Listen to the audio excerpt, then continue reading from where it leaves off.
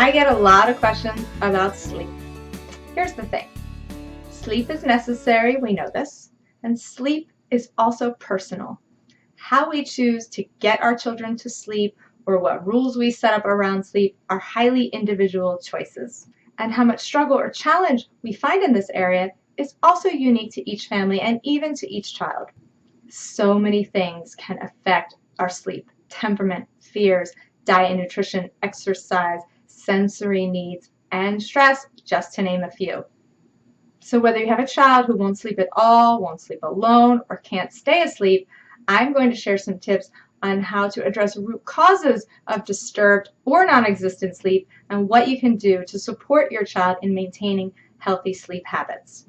My first suggestion: don't make bedtime all about you. What I mean by that is that if you look forward to 7:30, 8 o'clock because it is your downtime, your me time, or your time to get stuff done, then you aren't going to be present, really present, in the way that your child needs you to be during this transition to sleep. When you say, "I need you to go to sleep now," you give your child a lot of power. You essentially tell them that they have the power to keep you at their bedside, and they will use that as they feel necessary, not out of manipulation, but out of necessity. If you rush the routine or hurry your kids along in a detached manner, they're going to feel it. You may be unconscious of it. You may think that you're being present and thoughtful and connected to your child's thoughts and feelings, but in reality, your thoughts are on the dishes waiting to be done, or the wine waiting to be drunk, or the work waiting to be finished. You are not going to enjoy the bedtime routine, and neither will your child. My next tip is to provide for your child's sensory needs. Some kids will need absolute quiet and darkness, while others will need night lights and white noise, such as the kind provided by a fan or a humidifier. CDs with calming music, bells, ocean sounds, whatever works for your child. Some kids will require stuffed toys or dolls or blankets to hold and caress while drifting off to sleep. And some may need deep pressure, such as the kind provided by a weighted blanket. Be open to learning about what keeps your child awake in order to learn about what helps him fall asleep. Next, be aware of extra stress and stored energy.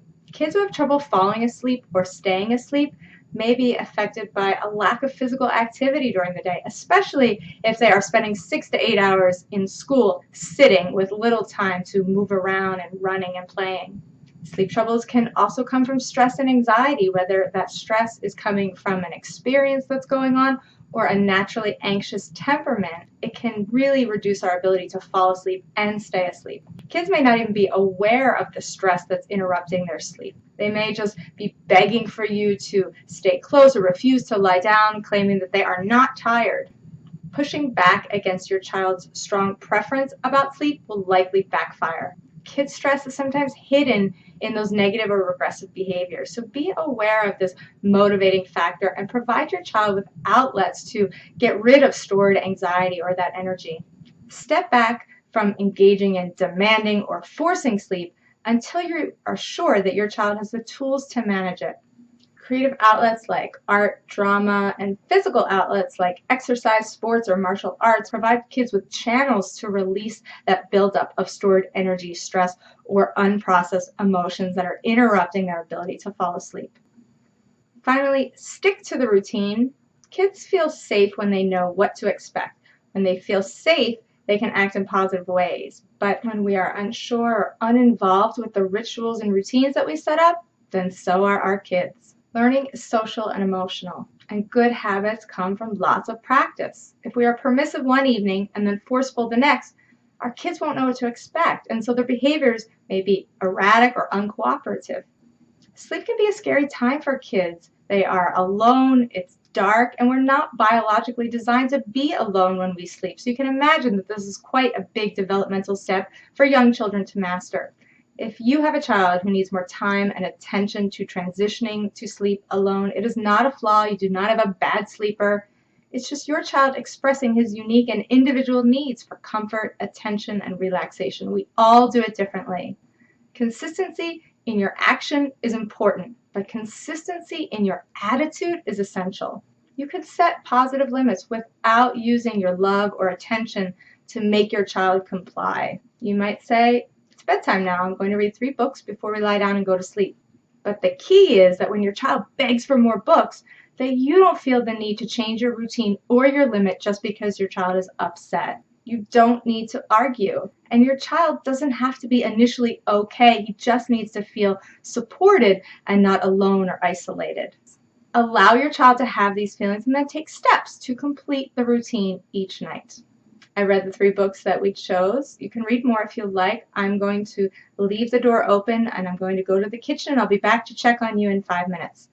And go to the kitchen and return in 5 minutes. If your child is still awake, acknowledge. I'm back to check. It looks like you're doing okay. I'm going to finish some laundry. I'll be back to check on you in 10 minutes. Continue repeating this routine even for several nights as a way to give your child the confidence that you will not abandon him and the knowledge that he can make it through on his own. This is not being lenient or permissive, but providing your child with a pattern of reliability that he can count on. All right, that was my teachable moment for you. And of course, there are so many other factors that can contribute to poor sleep, especially things like diet and nutrition, but we cannot cover everything in this short video. So I would love to hear from you in the comments. What non-punitive ways have you helped your child conquer his fears or resistance to sleep? Leave me a note in the comment and share your stories, because you never know when your advice is going to be just the advice that someone else is looking for.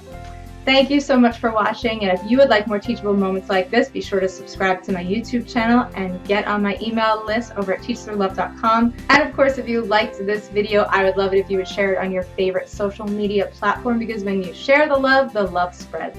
Thank you so much for watching. Have a wonderful week, and please remember, it's about consciousness, not perfection.